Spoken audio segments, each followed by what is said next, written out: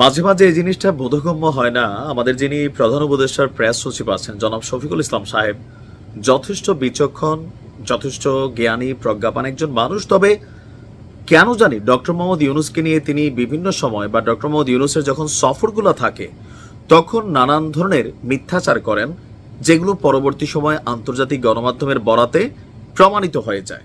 যেমন এর আগেও আমরা যখন নরেন্দ্র মোদী এবং প্রধান উপদেষ্টার মধ্যে সাক্ষাৎ হয়েছিল, শেখ হাসিনাকে ফেরত দেওয়া নিয়ে নরেন্দ্র মোদীকে জিজ্ঞেস করেছেন ডক্টর ইউনূস, এমন টাইপের একটা বক্তব্য কিন্তু তিনি দিয়ে বসছিলাম। এরপরে আমরা দেখলাম যে ভারতের মিডিয়া এটাকে কাউন্টার করছে যে এমন কোনো আলোচনাই হয় নাই। আর এবার যখন আমাদের প্রধান উপদেষ্টা এই মুহূর্তে যুক্তরাজ্যে অবস্থান করছেন, তো সরকারের তরফ থেকে তারাই নিজে নিজে আগে বলছিল আমাদের সরকারের পক্ষ থেকে যে যুক্তরাজ্যের প্রধানমন্ত্রী কিয়ার স্টারমারের সাথে ডক্টর মোহাম্মদ ইউনূস সফরের এই সফরে একটা বৈঠক হবে।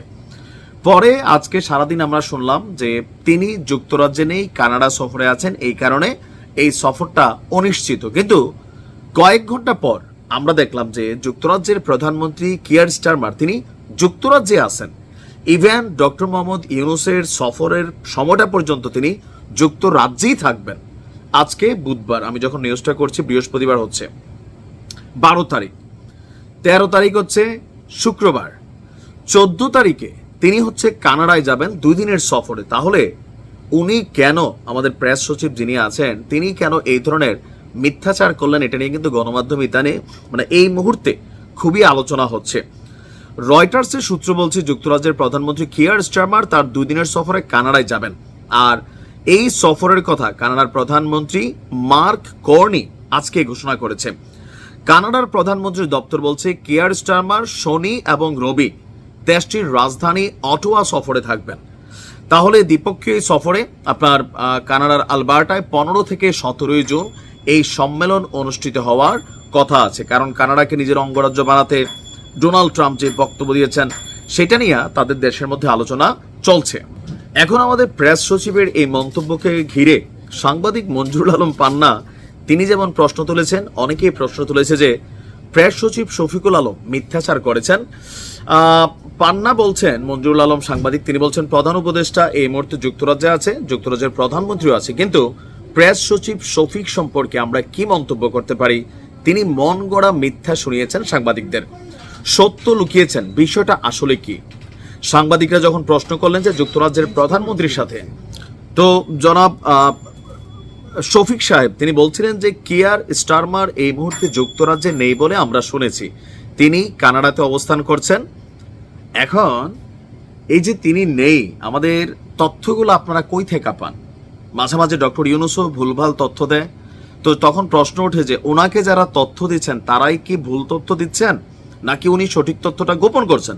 এখন তো মনে হয় আমাদের প্রেস সচিব যিনি আছেন শফিক ভাই, তিনি মাঝে মাঝে তথ্যগত ঘাটতি বা ভেজাল তৈরি করে ফেলেন।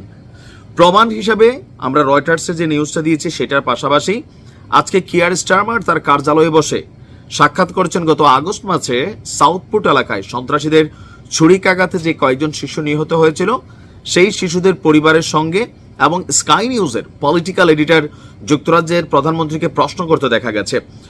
আর আজকে বুধবার যুক্তরাজ্যের সরকারের বিভিন্ন বিভাগের জন্য যে বাজেট বরাদ্দ হয়েছে সেই বাজেট নিয়েও হাউস অব কমন্সে পর্যালোচনা করেছেন দেশটির অর্থমন্ত্রী।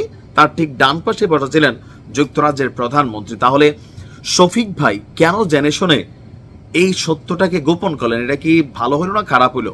অবশ্যই খারাপ হলো। এখন কোনো কারণে কিয়ারমার ডক্টর ইউনূসের সাথে দেখা না করতে পারে, এটা তার ব্যক্তিগত সমস্যা বা তার সফরগত ইস্যু, কিন্তু এটা থেকে ডক্টর মোহাম্মদ ইউনূসের ইজ্জত কমে যাবে, ইজ্জতটা বাড়ানোর জন্য না। থাকলে দেখা হইতো, এখন নাই দেখা হচ্ছে না। এখন মিডিয়ার যুগ, ইন্টারনেটের যুগ মুহূর্তের মধ্যে চলে আসে। এখন দেখা যাক শফিক ভাই তিনি তার এই অবস্থান নিয়ে আবার কি ব্যাখ্যা দেন। তবে এগুলা একটু বুঝাশুনে তথ্য দেওয়া উচিত, ওনার তথ্যে মাঝে মাঝে গরমিল লেগে যায়। ভালো থাকুন।